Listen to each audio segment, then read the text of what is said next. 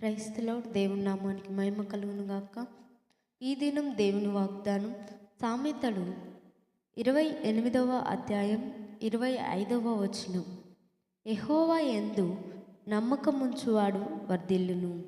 ఆమేన్. దేవుని నామానికి మహిమ కలుగును గాక. ఈరోజు నీవు వర్ధిల్లాలన్నా, నీ పిల్లలు వర్ధిల్లాలన్నా, నీ కుటుంబం వర్ధిల్లాలన్నా నువ్వేం చేయాలి అంటే దేవుని యందు నమ్మకం ఉంచాలి. నీ పిల్లలు దేవుని యందు నమ్మకం ఉంచాలి. నీ కుటుంబం వారు ఆయన యందు నమ్మకం ఉంచాలి. ఎప్పుడైతే నువ్వు దేవుని యందు నమ్మకం ఉంచుతావో, నీ పిల్లలు నమ్మకం ఉంచుతారో, అలాగే నీ కుటుంబం నమ్మకం ఉంచుతుందో అప్పుడే ఆయన వర్ధిల్లింపజేస్తాడు. మనం అబ్రహాము యొక్క జీవితంలో చూసుకున్నట్లయితే అబ్రహాము దేవుణ్ణి యందు నమ్మకం ఉంచాడు. దేవుణ్ణి నమ్మటం వల్ల అతనికి నీతిగా ఎంచబడింది. అలాగే తన సమస్త విషయంలో కూడా వర్ధిల్లాడు. అన్నిటి విషయంలో కూడా తను వర్ధిల్లాడు.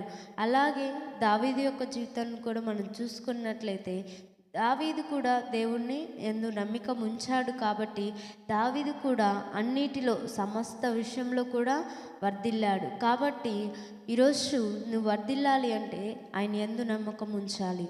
నీ పిల్లలను నమ్మకం ఉంచాలి. ఎప్పుడైతే మనం దేవుని యందు నమ్మకం ఉంచుతామో అప్పుడు ఆయన మన కుటుంబాన్ని, మన పిల్లల్ని, నిన్ను వర్ధిల్లింపజేస్తాడు. దేవుడు నాకు చేయగలడు అనే నమ్మకం నీలో ఉంటే ఆయన నిన్ను వర్ధిల్లింపజేస్తాడు.